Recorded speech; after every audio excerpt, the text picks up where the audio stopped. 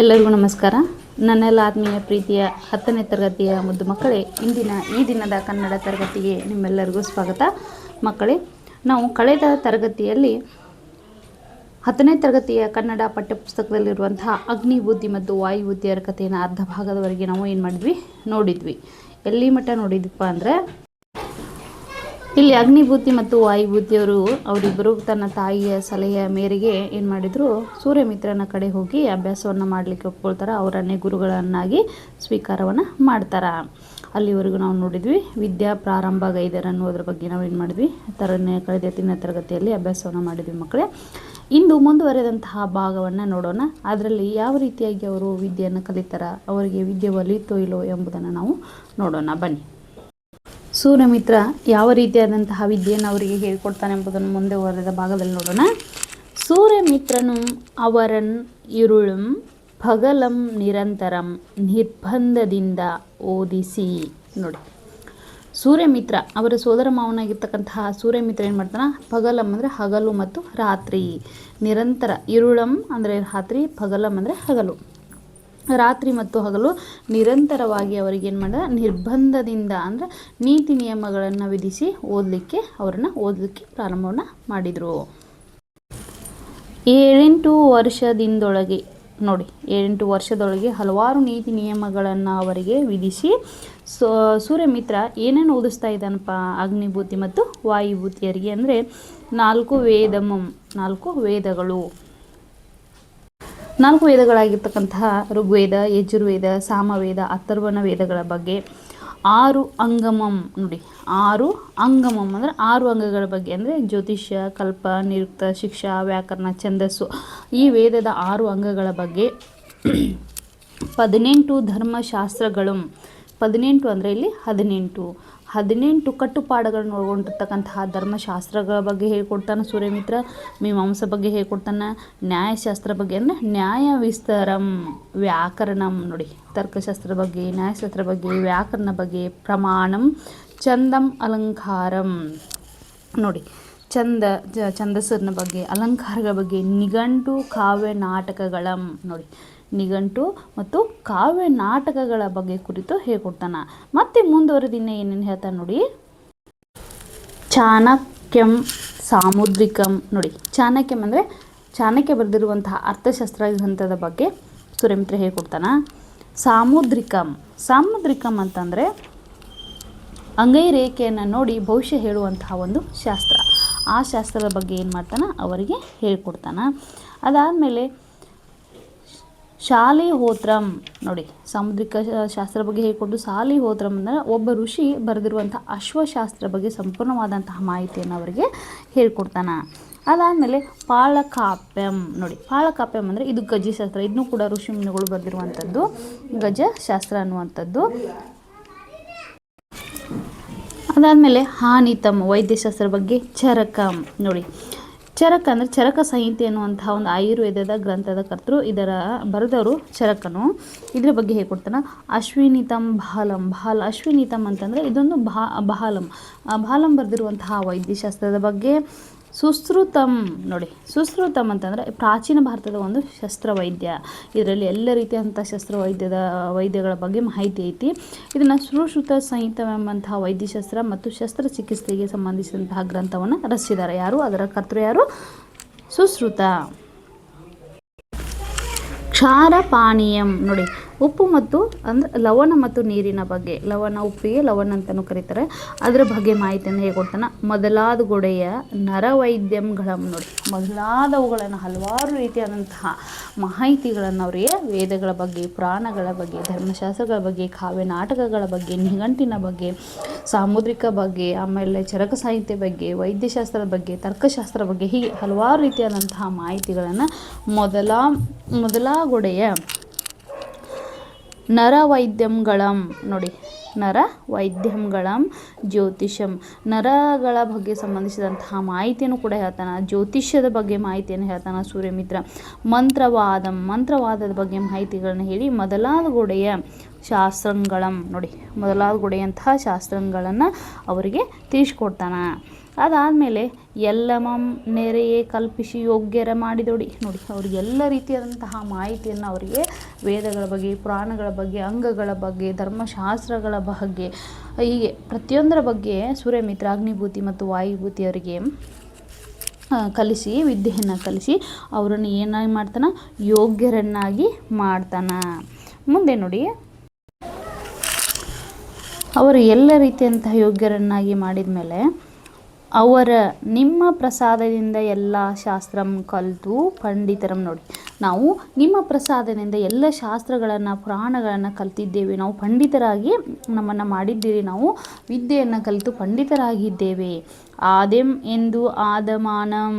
ನೋಡಿ, ನಾವು ಪಂಡಿತರಾಗಿ ಆಗಿದ್ದೀವಿ. ನಾವು ಪಂಡಿತರಾಗಲಿಕ್ಕೆ ಕಾರಣ ಯಾರು? ನಮ್ಮ ವಿದ್ಯೆಯನ್ನು ಕಲಿಕೆ ಕಾರಣ ನೀವುಗಳು.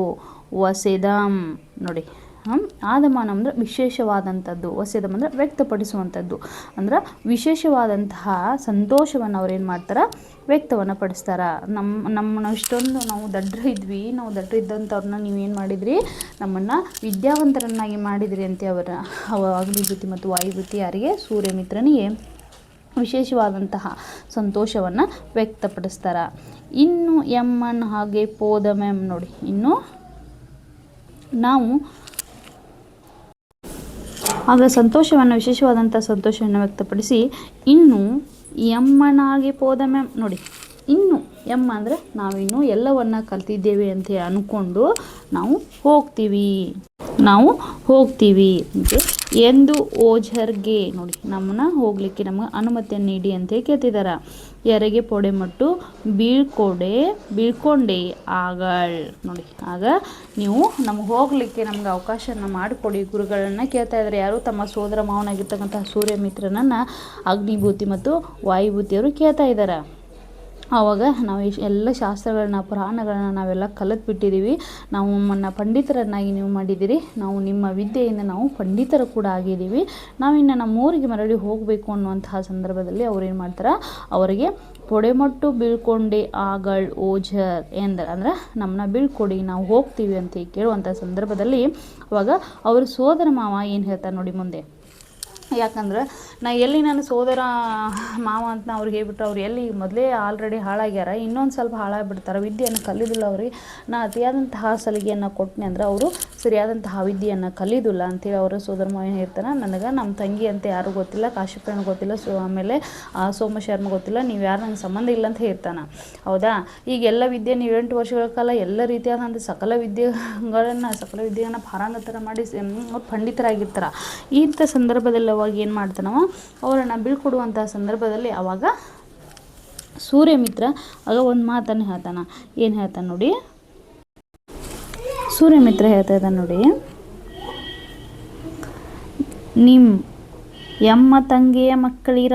ನೋಡಿ, ನೀವು ನಿಜವಾಗಿಯೂ ನೀವು ನನ್ನ ತಂಗಿಯಾಗಿರ್ತಕ್ಕಂಥ ಕಾಶ್ಯಪಿಯ ಮಕ್ಕಳು.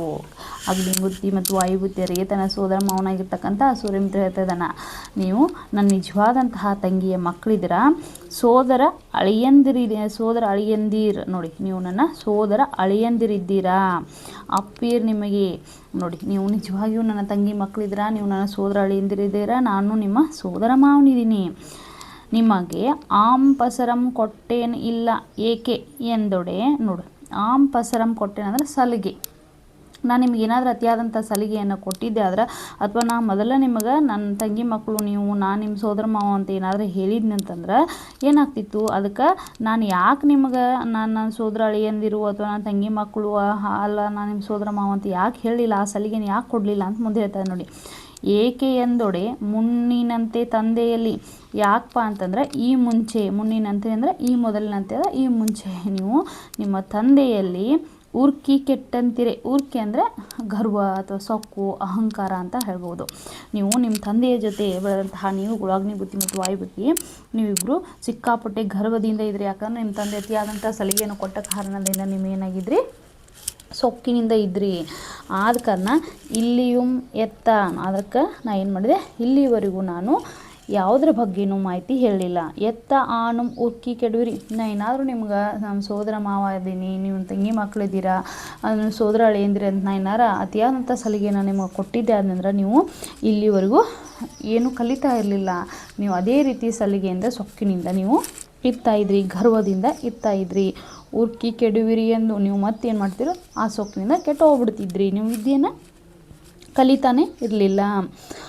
ನಿಮ್ಮನ್ನು ಯೋಗ್ಯರಂ ಮಾಡುವ ಕಾರಣವಾಗಿ ನಾನು ನಿಮ್ಮನ್ನು ಯೋಗ್ಯರನ್ನಾಗಿ ಮಾಡಲೇಬೇಕು ಅನ್ನುವಂತಹ ಒಂದೇ ಒಂದು ಕಾರಣದಿಂದ ನಿಮಗೆ ಪಸರಂ ಕೊಟ್ಟೇನಿಲ್ಲ. ನಿಮಗೆ ನಾನು ನಿಮ್ಮನ್ನೇ ಸಲಿಗೆಯನ್ನು ಕೊಡಲಿಲ್ಲ.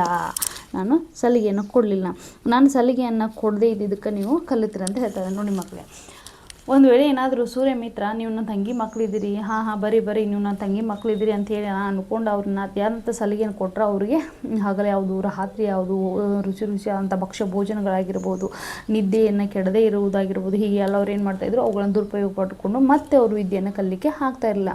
ಬಟ್ ಆ 7 ರಿಂದ 8 ವರ್ಷಗಳ ಕಾಲ ಅವ್ರೇನು ಮಾಡೋದು, ಕಠಿಣ ಶ್ರಮದಿಂದ ನಿರಂತರ ಪ್ರಯತ್ನದಿಂದ ಅವ್ರೇನು ಮಾಡಿದ್ರು, ವಿದ್ಯೆಯನ್ನು ಕಲ್ತ್ಕೊಂಡ್ರು. ಆ ಸಲಿಗೆ ಇಲ್ಲದರಿಂದ ಗುರು ಮತ್ತು ಶಿಷ್ಯಂದಿರು ಅನ್ನುವಂತಹ ಅವಿನಾಭಾವ ಸಂಬಂಧ ಏನಾಯಿತು, ಅಲ್ಲಿ ಅವರು ವಿದ್ಯೆಯನ್ನು ಕಲಿತ್ಕೊಂಡ್ರು.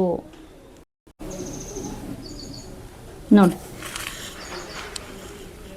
ಆಗ ಹೇಳಿದಂಥ ಸಂದರ್ಭದಲ್ಲಿ ಯಾಕಪ್ಪ ಅಂತಂದರೆ, ನಾನು ನಿಮ್ಮನ್ನ ಒಳ್ಳೆಯ ಸತ್ಪ್ರಜೆಯನ್ನಾಗಿ ಮಾಡಬೇಕು, ನಿಮ್ಮ ಒಳ್ಳೆಯವರನ್ನಾಗಿ ಮಾಡಬೇಕು, ಯೋಗ್ಯರನ್ನಾಗಿ ಮಾಡಬೇಕು ಅನ್ನುವಂಥ ಉದ್ದೇಶದಿಂದ ನಾನು ನಿಮಗೆ ಸಲಿಗೆಯನ್ನು ಕೊಡಲಿಲ್ಲ ಅಂತ ಹೇಳ್ತಾನೆ.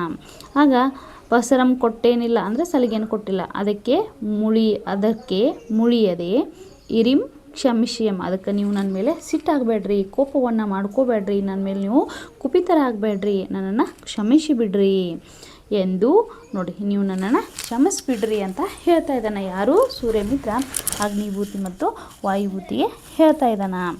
ಆಗ ಹೇಳಿದಂತಹ ಸಂದರ್ಭದಲ್ಲಿ ಏನಾಗತ್ತೆ ನೋಡಿ, ಉಡಲಂ ತುಡಲಂ ಸಂಬಳಂ ಕೊಟ್ಟು ಕಳಿಪಿದ. ನೋಡಿ, ನಾವು ಉಡ್ಲಿಕ್ಕೆ, ಆಮೇಲೆ ಊಟವನ್ನು ಮಾಡಲಿಕ್ಕೆ, ತುಡಲಂ ಅಂದರೆ ತೊಟ್ಕೊಳ್ಳಿಕ್ಕೆ, ಬಟ್ಟೆ ಬರೆಯನ್ನು ಹಾಕೊಳ್ಳಿಕ್ಕೆ, ಅಂದರೆ ಅವರು ಇಲ್ಲಿಂದ ಊರಿಗೆ ಹೋಗಬೇಕು. ಊರಿಗೆ ಹೋಗುವಂಥ ಸಂದರ್ಭ ದಾರಿ ಮಧ್ಯದಲ್ಲಿ ಅವರು ಊಟವನ್ನು ಮಾಡಲಿಕ್ಕೆ, ಆಮೇಲೆ ಬಟ್ಟೆ ಬರೆಗಳನ್ನು ತೆಗೆದುಕೊಳ್ಳಲಿಕ್ಕೆ ಸ್ವಲ್ಪ ಕೈಯಲ್ಲಿ ಹಣವನ್ನು ಕೊಟ್ಟು ಅವರನ್ನು ಕಳಿಸ್ತಾನೆ. ಅಂದರೆ ಕಳಿಸಿದಂತಹ. ಆಗ ಪಿರಿಯಾತನ್ ಅಂದರೆ ಹಿರಿಯವ. ಪಿರಿಯಾತನ್ ಅಗ್ನಿಭೂತಿ ಎಂಬಂ. ನೋಡಿ, ಇಲ್ಲಿ ಹಿರಿಯವ ಯಾರು? ಅಗ್ನಿಭೂತಿ. ಹಿರಿಯದನಾಗಿರ್ತಕ್ಕಂತಹ ಅಗ್ನಿಭೂತಿ ಏನು ಹೇಳ್ತಾ ಇದ್ದಾನೆ, ಮಾವನ್ ಯಮಗೆ ಪಸರಂ ಕೊಡದೆ. ನೋಡಿ, ಮಾವನಾಗಿರ್ತಕ್ಕಂತಹ, ನಮ್ಮ ಸೋದರ ಮಾವನಾಗಿರ್ತಕ್ಕಂತಹ ಸೂರ್ಯಮಿತ್ರ ನಮಗೆ ಪಸರಂ ಕೊಡದೆ ಅಂದರೆ ನಮಗೆ ಸಲಿಗೆಯನ್ನು, ಅತಿಯಾದಂಥ ಸಲಿಗೆಯನ್ನು ಕೊಡದೇ ಇರುವುದರಿಂದ ಈರ್ವರಂ ಯೋಗ್ಯರಂ ಮಾಡಿದ್ದನ್. ನೋಡಿ, ನಮ್ಮಿಬ್ಬರನ್ನು, ನಾನು ಮತ್ತು ಅಗ್ನಿಭೂತಿ ಹೇಳ್ತಾ ಇದ್ದಾನೆ, ನನ್ನ ಮತ್ತು ನನ್ನ ತಮ್ಮನಾಗಿದ್ದಂತಹ ವಾಯುಭೂತಿ ನಮ್ಮಿಬ್ಬರನ್ನು ಏನಾಗಿ ಮಾಡಿದ, ನಮ್ಮ ಯೋಗ್ಯರನ್ನಾಗಿ, ಒಳ್ಳೆಯ ಪ್ರಜೆಯನ್ನಾಗಿ, ಪಂಡಿತರನ್ನಾಗಿ, ಎಲ್ಲ ಬಲ್ಲವರನ್ನಾಗಿ, ಸಕಲ ವಿದ್ಯೆಗಳನ್ನ ಪಾರಂಗತರನ್ನಾಗಿ, ನಮ್ಮನ್ನು ಯೋಗ್ಯರನ್ನಾಗಿ ಮಾಡಿದ ನಮ್ಮ ಸೋದರಮಾವನಾಗಿದ್ದಂತಹ ಸೂರ್ಯಮಿತ್ರ ಎಂದು ಉಪಕಾರಂ ಅನ್ನದೇ ಬಗ್ಗೆ. ನೋಡಿ, ನಮಗೆ ಒಳ್ಳೆಯ ಉಪಕಾರವನ್ನು ಮಾಡಿದ ನಮ್ಮ ಸೂರ್ಯಮಿತ್ರ, ನಮ್ಮ ಸೋದರ ಮಾವತೆ ತಮ್ಮ ಮನಸ್ಸೊಳಗೆ ವಿಶೇಷವಾದಂತಹ ಪ್ರೀತಿಯನ್ನು, ಒಲವನ್ನು ತೋರಿಸ್ತಾನೆ. ಈಗ ನಮ್ಗೆ ಯಾರಾದರೂ ನಮ್ಮ ಕಷ್ಟದ ಸಮಯದಲ್ಲಿ ನಾವೇನಾದರೂ ಸಹಾಯವನ್ನು ಮಾಡಿದಂಥ ಸಂದರ್ಭದಲ್ಲಿ ಭಾಳ ಕಷ್ಟ ಇರತ್ತೆ ರೀ, ಇನ್ನೇನು ಭಾಳ ಕಷ್ಟ ಬಂದಿರುವ ಸಂದರ್ಭ ನಾವು ಅವರಿಗೆ ದಿಢೀರನೆ ಏನಾದರೂ ಸಹಾಯವನ್ನು ಮಾಡಿದ ಸಂದರ್ಭ ಅವರು ನಮಗೆ ಕೃತಜ್ಞತಾ ಭಾವವನ್ನು ತೋರಿಸ್ತಾರೆ.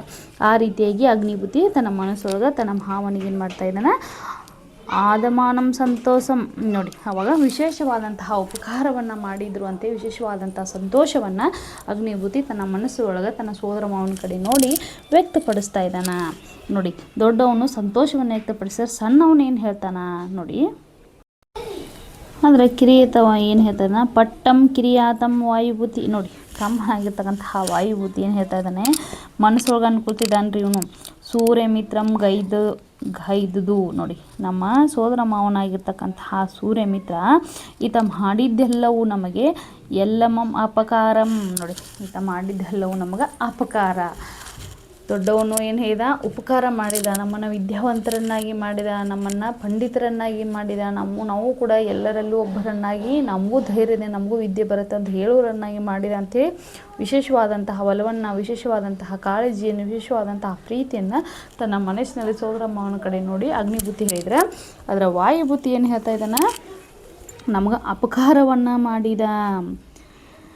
ಎಂದುಂ ಬಗೆದು ಎಂದು ಅಪ್ಪೊಡೆ ನಮಗೆ ಅಪಕಾರವನ್ನು ಮಾಡಿದ ನಮ್ಮ ಸೋದರ ಮಾವ ಎಮ್ಮ ಮಾವಂ ಬೈಕಂದಿರಿದು ತಂದ ಕೂಳಿಗೆ. ನೋಡಿ, ನಾವು ನಮ್ಮ ಮಾವನ ಹತ್ತಿರ, ನಮ್ಮ ಸೂರ್ಯಮಿತ್ರನಾಗಿ ನಮ್ಮ ಸೋದರ ಮಾವನ ಹತ್ತಿರ ನಾವು ತೆಗೆದುಕೊಂಡು ಭಿಕ್ಷೆ ಬೇಡಿ ತಂದಿರುವಂತಹ ಕೂಳಿಗೆ ಅಂದರೆ ಅನ್ನ, ಅದು ಆಗಿರ್ಬೋದು, ಊಟ ಮಾಡಲಿಕ್ಕೆ ಬೇಕಾದಂಥ ಭಿಕ್ಷೆಯನ್ನು ನಾವು ತೆಗೆದುಕೊಂಡು ಬೇಡಿ ತಂದಿರುವಂತಹ ಕೂಳಿಗೆ ನೆರಂ ಎಣ್ಣೆಯನ್ನು ಅಂದರೆ ಸ್ವಲ್ಪವೂ ಕೂಡ ಎಣ್ಣೆಯನ್ನು ಕೂಡ ಕೊಡಲಿಲ್ಲ. ಅಕ್ಕು ಉಪ್ಪನ್ನಕ್ಕೆ ಕರಿ ಎಣ್ಣೆಗೆ ನಮ್ಗೆ ಬೇಕಾಗಿರುವಂತಹ ಅನ್ನವನ್ನು ಮಾಡಲಿಕ್ಕೆ ಅಥವಾ ಬೇಯಿಸಲಿಕ್ಕೆ ಬೇಕಾಗಿರುವಂತಹ ಅಡುಗೆಯನ್ನು ಮಾಡಲಿಕ್ಕೆ ಉಪ್ಪನ್ನು ಕೂಡ ಆತ ಕೊಡಲಿಲ್ಲ, ಮಜ್ಜಿಗೆಯನ್ನು ಕೂಡ ಕೊಡಲಿಲ್ಲ ಅಂತ ಹೇಳ್ತಾ ಇದ್ದಾನೆ. ಎಂದ ಅಪ್ಪೊಡಂ ಇಕ್ಕಿಯಂ, ತಾವು ಊಟ ಮಾಡಿಬಿಟ್ಟಿರುವಂತಹ ಮಜ್ಜಿಗೆಯನ್ನು ಕೂಡ ನಮಗೆ ಕೊಡಲಿಲ್ಲ, ಸ್ವಲ್ಪ ಉಪ್ಪನ್ನು ಕೊಡಲಿಲ್ಲ, ನಮ್ಮ ಕೂಳಿಗೆ ನಾವು ಊಟ ಮಾಡಲಿಕ್ಕೆ ಎಣ್ಣೆಯನ್ನು ಕೂಡ ಆತ ಕೊಡಲಿಲ್ಲ.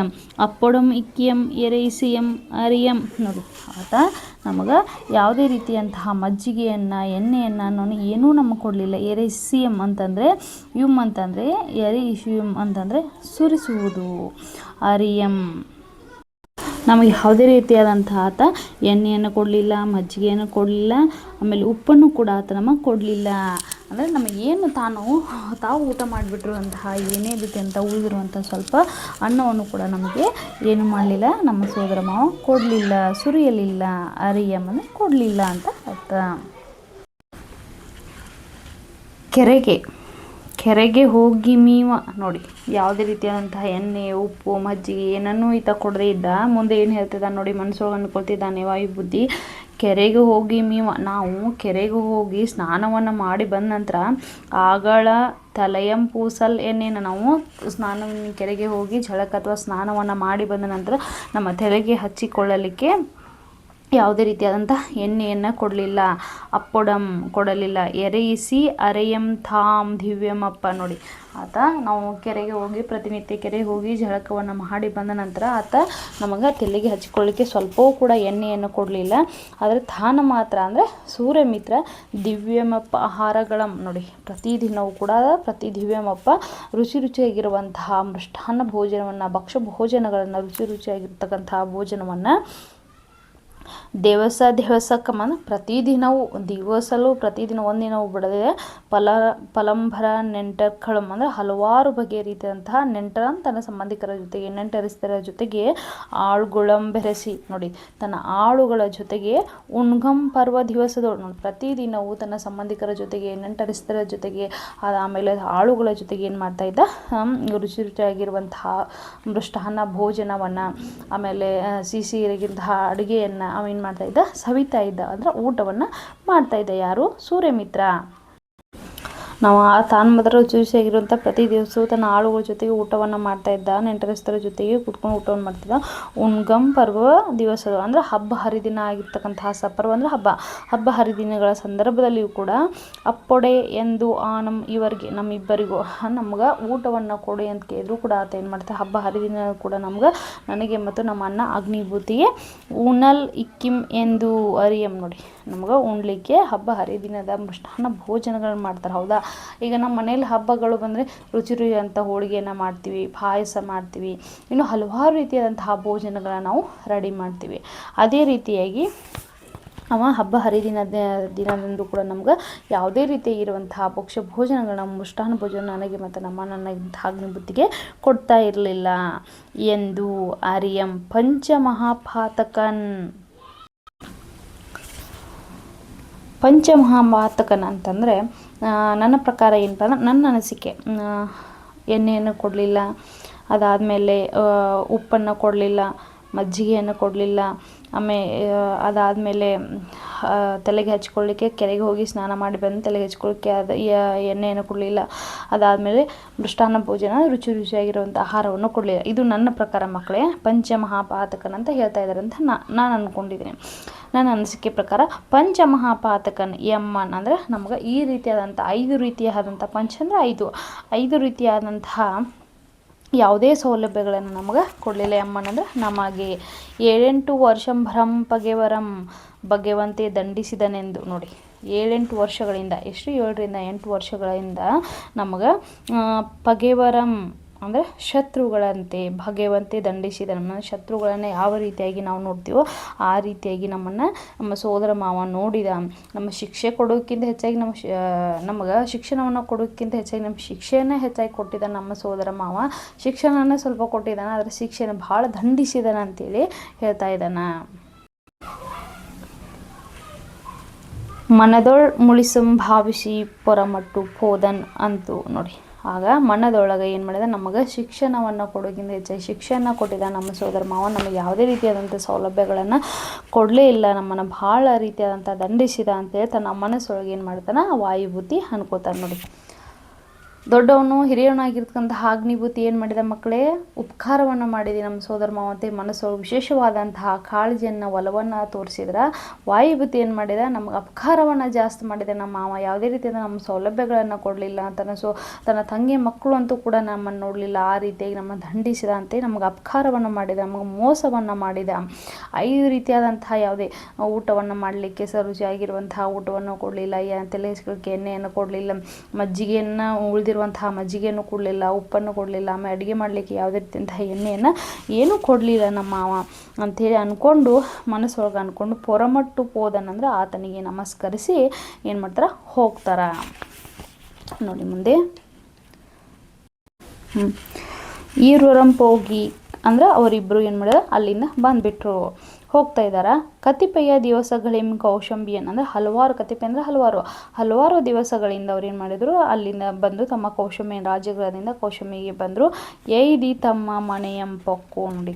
ಅವರು ಕೌಶಂಬಿಗೆ ಹಲವಾರು ದಿನಗಳಿಂದ ಬಂದು ತಮ್ಮ ಮನೆಗೆ ಬಂದು ಏನು ಮಾಡಿದ್ರು, ಒಳಗೆ ಬಂದರು. ಒಳಗೆ ಬಂದು ಏನು ಮಾಡ್ತಾರೆ ನೋಡಿ, ತಾಯಂ ಕಂಡು ತಮ್ಮ ತಾಯಿಯನ್ನು ಕಂಡು ಅವರು ತಮ್ಮ ತಾಯಿಯನ್ನು ಮನೆಗೆ ಬಂದು ತಮ್ಮ ತಾಯಿಯನ್ನು ಕಾಣ್ತಾರೆ. ತುಳಲ್ಗೆ 5 ಪಂಡಿತರಾಗಿ ಬಂದು ದೊಂಪೆದು ಮಿಂದು ಉಂಡು ವಿಶ್ರಮಿಸಿ ನೋಡಿ. ಅವರು ಅಲ್ಲಿಂದ ಬಂದು ಪಂಡಿತರಾದ ಬಗ್ಗೆ 7-8 ವರ್ಷಗಳಿಂದ ತಾವು ಕಲಿತಿರುವಂತಹ ಎಲ್ಲ ರೀತಿಯಾದಂತಹ ವಿದ್ಯೆಗಳನ್ನ ಕಲ್ತಿದ್ರಲ್ವ, ಆ ಕಲಿತಿರುವಂತಹ ವಿದ್ಯೆಯನ್ನು ತಮ್ಮ ತಾಯಿ ಹತ್ರ ಹೇಳ್ತಾ ಇದ್ದಾರೆ. ತಾವು ಏನು ಕಲಿತರು, ಏನು ಮಾಡಿದರು ಎಂಬುದನ್ನು. ಇಬ್ಬರು ಅಗ್ನಿಭೂತಿ ಮತ್ತು ವಾಯುಭೂತಿ 7-8 ವರ್ಷಗಳ ಕಾಲ ತಾವು ಕಲಿತಿರುವಂತಹ ವಿದ್ಯೆಯನ್ನು ತಮ್ಮ ತಾಯಿಗೆ ಹೇಳಿದ ಆದ ಮೇಲೆ ಮಿಂದು ಉಂಡು ಅಂದರೆ ಊಟವನ್ನು, ರುಚಿಯಾಗಿರುವಂತಹ ಊಟವನ್ನು ತಮ್ಮ ತಾಯಿಯ ಕೈಯಿಂದ ಊಟವನ್ನು ರುಚಿಯಾಗಿರುವಂತಹ ಊಟವನ್ನು ಮಾಡಿ ಅದಾದಮೇಲೆ ವಿಶ್ರಮಿಸಿ ಅಂದರೆ ಸ್ವಲ್ಪ ಹೊತ್ತು ವಿಶ್ರಾಂತಿಯನ್ನು ಪಡ್ಕೊಳ್ತಾರೆ. ಹಲವಾರು ದಿವಸಗಳಿಂದ ಕೌಶಂಬಿ ಅವರಿಗೆ ಅವರು ಬಂದಿರ್ತಾರೆ. ಅಲ್ಲಿಂದ ಬಂದು ಅವರು ತಮ್ಮ ತಾಯಿ ಹತ್ರ ಎಲ್ಲ ರೀತಿಯಾದಂತಹ ಯಾವ ರೀತಿಯ ವಿದ್ಯೆಯನ್ನು ಕಲಿತ್ವಿ ಎಂಬುದನ್ನು, ಪಂಡಿತರಾದ ಹೇಗಾದ್ವಿ ಎಂಬುದನ್ನು 7-8 ವರ್ಷಗಳ ಕಾಲ ಕಲಿತಿರುವಂತಹ ವಿದ್ಯೆಯನ್ನು ತಮ್ಮ ತಾಯಿಗೆ ಹೇಳಿ ರುಚಿಯಾಗಿರುವಂತಹ ಊಟವನ್ನು ಮಾಡಿ ಅದಾದಮೇಲೆ ವಿಶ್ರಮಿಸಿ ಅಂದರೆ ಒಂದು ಸ್ವಲ್ಪ ವಿಶ್ರಾಂತಿಯನ್ನು ಪಡೆದುಕೊಳ್ತಾರ. ಅದಾದಮೇಲೆ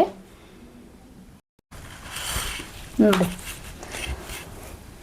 ಒಳ್ಳಿತಪ್ಪ ದಿವಸವಾರ ನಕ್ಷತ್ರ ದೋಳ್ ನೋಡಿ.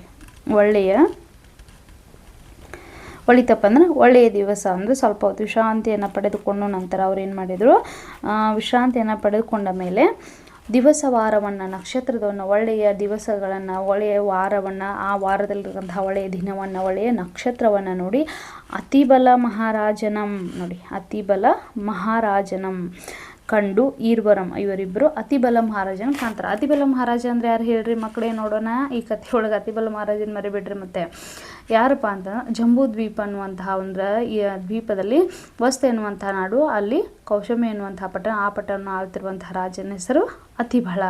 ಹೀಗಾಗಿ ಅತಿಬಲ ರಾಜನಂ ಕಂಡು ಅವರಿಬ್ಬರು ಅಗ್ನಿಭೂತಿ ಮತ್ತು ವಾಯುಭೂತಿ ಇಬ್ಬರು ಕಂಡು ಏನು ಹೇಳ್ತಾ ಇದ್ದಾರೆ ನೋಡಿ, ಈರ್ವರಂ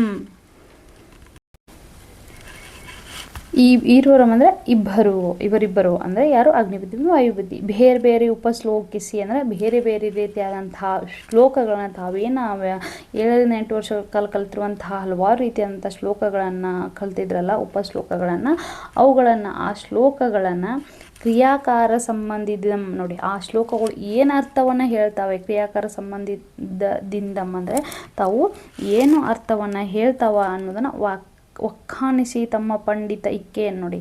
ಅವರು ಅಂದರೆ ಆ ಶ್ಲೋಕಗಳು ಏನು ಅರ್ಥವನ್ನು ಹೇಳ್ತಾವೆ ಎಂಬುದರ ಬಗ್ಗೆ ಅವರು ವ್ಯಾಖ್ಯಾನವನ್ನು ಹೇಳಿದರು.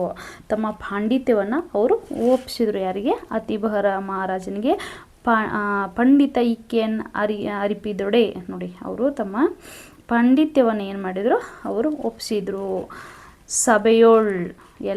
ಸಭೆಯೊಳಗೆ ಸಭೆಯೊಳಗಿದ್ದಂದರೆ ಆ ಸಭೆಯೊಳಗಿದ್ದಂತಹ ಪಂಡಿತ ಜನ ಅಂದರೆ ಆ ಸಭೆಯೊಳಗೆ ನೆರೆದಿರುವಂಥ ಹಲವಾರು ಜನರ ಪಂಡಿತರು ಇದ್ರಲ್ವ ಎಲ್ಲ ಮೆಚ್ಚಿ ಬಿಚ್ಚಳಿಸಿ ಪೊಗಳ್ದೊಡಿ ನೋಡಿ ಎಲ್ಲರೂ ಕೂಡ ಅವರನ್ನು ಕೊಂಡಾಡಕ್ಕಾದ್ರು ಇಷ್ಟು ಶಾನ್ಯರಾಗಿದ್ದಾರೆ, ಎಷ್ಟೊಂದು ವಿದ್ಯೆಯನ್ನು ಕಲ್ತ್ಕೊಂಡು ಬಂದ್ರಪ್ಪ ಸೋಮಶರ್ಮನ ಮಕ್ಕಳು ಅಂಥೇಳಿ ಅವರನ್ನು ಎಲ್ಲ ಸಭೆಯಲ್ಲಿರುವಂತಹ ಎಲ್ಲ ಜನರು ಪಂಡಿತರು ಏನು ಮಾಡಿದ್ರೆ ಹೊಗಳಿಕೆ ಪ್ರಾರಂಭ ಮಾಡಿದರು. ಆಗ ಪೊಗಳ್ದೊಡೆ ಅರಸಂ ಸಂತುಷ್ಟ ಚಿತ್ತನಾಗಿ ಹೊಸೆದು. ಆಗ ಎಲ್ಲರೂ ಕೂಡ ಅವರ ಪಾಂಡಿತ್ಯವನ್ನು ಶಬಾಷ್ ಶಬಾಷ್ ಅಂಥೇಳಿ ಹೊಗಳಲಿಕ್ಕೆ ಪ್ರಾರಂಭ ಮಾಡಿದ ಸಂದರ್ಭದಲ್ಲಿ ಅತಿಬಳ ಮಹಾರಾಜ ಅತ್ಯಂತ ಸಂತೋಷಭರಿತನಾಗಿ ಸಂತೋಷ ಚಿತ್ತನಾಗಿ ಅಂದರೆ ಎಲ್ಲವನ್ನು ಕಲಿತ್ರಲ್ಲ ನನ್ನ ಆಸ್ಥಾನದಲ್ಲಿ ಇವರು ಸೋಮಶರ್ಮನ ಮಕ್ಕಳು ವಿದ್ಯಾವಂತರ ಅಂತೇಳಿ ನಾವು ಅಂದ್ಕೊಂಡಿದ್ವಿ, ಇವರು ಕೂಡ ವಿದ್ಯಾವಂತರನ್ನಾದರು ಅಂತೇಳಿ ಹೊಸದೊಂದು ಪ್ರೀತಿ, ವಿಶೇಷವಾದಂತಹ ಪ್ರೀತಿಯನ್ನು ಅರಸ ಆತನಿಗೆ ತೋರ್ತಾರೆ. ಹೇಗೆ ತೋರ್ತಾನೆ ನೋಡಿ. ಅತಿಬಳ ಮಹಾರಾಜರು ನಿಮ್ಮ ತಂದೆಯ ಮಂತ್ರಿ ಪದಮಂ ಬಾಳುಮಂ ಕೈಕೊಳ್ಳಿ ನೋಡಿ. ನಿಮ್ಮ ತಂದೆಯಿಂದ ಬರ್ತಿರುವಂತಹ ನಿಮ್ಮ ತಂದೆ ತೀರುವುದ ನಂತರ ಮಂತ್ರಿ ಪದವಿ ನಿಮ್ಮ ದಾಯಾದಿಗಳು ಏನು ಕೊಟ್ಟಿದ್ವಲ್ಲ ಆ ಮಂತ್ರಿ ಪದವಿಯನ್ನು ನೀವು ತೆಗೆದುಕೊಳ್ರಿ, ಬಾಳುಮಂ ಅಂದರೆ ಜೀವನೋಪಾಯವನ್ನು ನೀವು ಕೈಕೊಳ್ಳ್ರಿ ಎಂದು ಕೊಟ್ಟೊಡೆಯೇ ಮಹಾಪ್ರಸಾದ ನೋಡಿ. ಆಗ ಆತ ಅತಿಬಳ ಮಹಾರಾಜ ಅದರ ಮಂತ್ರಿ ಪದವಿ ಜೀವನೋಪಾಯವನ್ನು ಆತರಿಗೆ ಕಲ್ಪಿಸಿ ಕೊಟ್ಟ ಮೇಲೆ ಅವರಿಬ್ಬರು ಕೊಟ್ಟ ಮೇಲೆ ಆಗ ಅವರಿಬ್ಬರು ನಮಗೆ ಮಹಾಪ್ರಸಾದವನ್ನು ಕೊಟ್ಟರು ಅಂತೇಳಿ ಎಂದು ಎರಗಿ ಪೊಡೆಮಟ್ಟು ಕೈಕೊಂಡು ನೋಡಿ. ಆಗ ಅವರಿಬ್ಬರು ಮಹಾರಾಜನಿಗೆ ಎರಗಿ ಪೊಡೆಮಟ್ಟು ಅಂದರೆ ಸಾಷ್ಟಾಂಗ ನಮಸ್ಕಾರವನ್ನು ಮಾಡ್ತಾರ.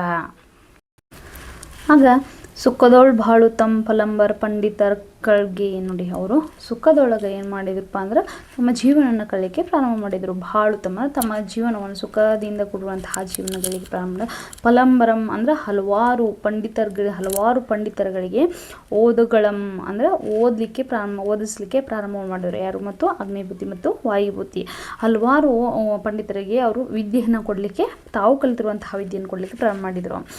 ಒಕ್ಕಾಣಿಸುತ್ತಂ ಲೋಕದೊಳು ಅಂದರೆ ವಿದ್ಯೆಯನ್ನು ಏನು ಶ್ಲೋಕಗಳನ್ನು ತಾವು ಯಾವ ರೀತಿ ಕಲಿತಿದ್ದಾರೋ ಅದೇ ರೀತಿ ಅಂದರೆ ವ್ಯಾಖ್ಯಾನಿಸಲಿಕ್ಕೆ ಅಂದರೆ ಈ ವಿದ್ಯೆಯನ್ನು ಹೇಳಲಿಕ್ಕೆ ಪ್ರಾರಂಭವನ್ನು ಮಾಡ್ತಾರೆ.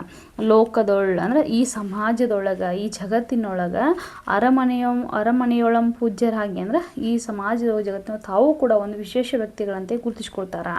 ಅರಮನೆಯೊಳಗೆ ಪೂಜ್ಯರಾಗಿ ಸುಖ ಸಂಕಟ ವಿನೋದದಂ ಕಾಲಂ ಸಲೆ ನೋಡಿ. ಅರಮನೆಯೊಳಗೆ ಪೂಜ್ಯ ಭಾವನೆಯಿಂದ ಪೂಜ್ಯ ರೀತಿ ಅಂತಹ ಗೌರವವನ್ನು ಅವರು ಏನು ಮಾಡ್ತಾರೆ ಅಗ್ನಿಬುದ್ಧಿ ಮತ್ತು ವಾಯುಬುದ್ಧಿ ಪಡ್ಕೊಳ್ತಾರೆ. ಸುಖ ಸಂಕಟ ವಿನೋದದಿಂದ ಅಂದರೆ ಸುಖದಿಂದ ಏನು ಮಾಡ್ತಾರೆ ತಮ್ಮ ಜೀವನವನ್ನು ಅತ್ಯಂತ ಉಲ್ಲಾಸದಿಂದ ತಮ್ಮ ಜೀವನವನ್ನು ಕಾಲವನ್ನು ಕಳೀತಾರ. ಮಕ್ಕಳೇ ತಿಳಿತಲ್ವಾ. ಹೀಗೆ ತಮ್ಮ ಅತಿಬಳ ಮಹಾರಾಜನಿಂದ ಭೂಮಿಯನ್ನು ಪಡೆದುಕೊಂಡು ಅವ್ರು ಏನು ಮಾಡ್ತಾರೆ ಭೂಮಿಯನ್ನು ಪಡೆದುಕೊಂಡು ತಮ್ಮ ಜೀವನವನ್ನು ಸಾಗಿಸ್ತಾರೆ. ಕೊನೆಗೆ ಅವರು ಒಳ್ಳೆಯ ಗುರುಗಳಾಗಿ ಲೋಕದೊಳಗೆ ತಮ್ಮ ಅರಮನೆ ಪೂಜ್ಯದಿಂದ ತಮ್ಮ ಸುಖದಿಂದ ತಮ್ಮ ಜೀವನವನ್ನು ಅವರು ಅಗ್ನಿಬುದ್ಧಿ ಮತ್ತು ವಾಯುಬುದ್ಧಿಯವರು ವಿನೋದದಿಂದ ಕಳೀತಾರ ಅಂತ ಹೇಳ್ಬೋದು. ಮಕ್ಕಳೇ ಇಲ್ಲಿವರೆಗೂ ನಾವೇನು ಮಾಡಿದ್ವಿ